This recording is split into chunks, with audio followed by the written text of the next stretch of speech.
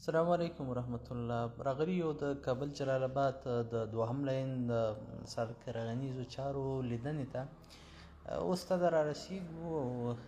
دلته تاسې ګورئ د میملې سیمه ده، د خوږیاڼو ولسوالۍ اړوند د میملې سیمې چې د کار هغه ابتدایي ځای ده او هماغه ساحې ته راغلي یو. دغه د ډرون تاسې وینئ دا د ګړباوي ساحه ده چې هغه تر ټولو نه د کار حجم دلته زیات و، ځکه دلته ډېرې لویې غونډۍ وې او ډېر موړونه وو، نو هغې کټیانې دي او همدا رقم ته لویې ماشینري چې دي په دې ځای کې لګیا دي.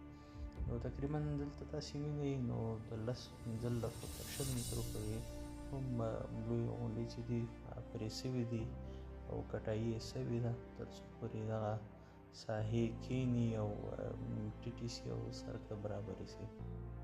موږ هم د 14مې روژې په ورځ باندې دلته راغلي یو. د ډرون د سترګو تاسې وینئ چې سکواټر لګیا دي او هغه ځای کنده کوي، ټیټوي او اضافه خاوره ډمپرو کې باروي او له دې ځای څخه یې انتقالوي. نو په ساحو کې په بېلابېلو ساحو کې ځای ته په کتلو سره هلته ماشینري لګیا دي، ځینې ځای کې سکواټر لګیا دي، ځینې ځای کې رولې لګیا دي او ځینې ځای کې اوارګیري کوي یا نور موټرې لګیا دي. نو هغه عرضې کتو هغې مطابق کار کېږي. بېلابېلو برخو کې د سړک کارونه روان دي، تر اوسه پورې کوم خنډ او ځنډ پکې نشته. البته روژه ده، د روژې او د پوزې کار توپیر کوي او هر وخت کې کارونه سره پاتې کوي. اوس یو څه اندازه کارونه کمزوري دي او نیمه ورځ کار کېږي، نو ځکه چې روژه ده او چې روژه خلاص شي بیا به کارونه ښه کېږي.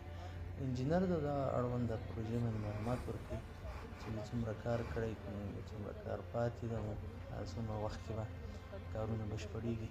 نو تقریبا د 80 او 100 په شاوخوا کې ماشینري او د 100 په شاوخوا کې کارګر لګیا دي په حال او په دې پروژه کې مصروفه دي او کارونه پکې کوي. خلکو ته د کار زمینه پکې برابره شوې ده.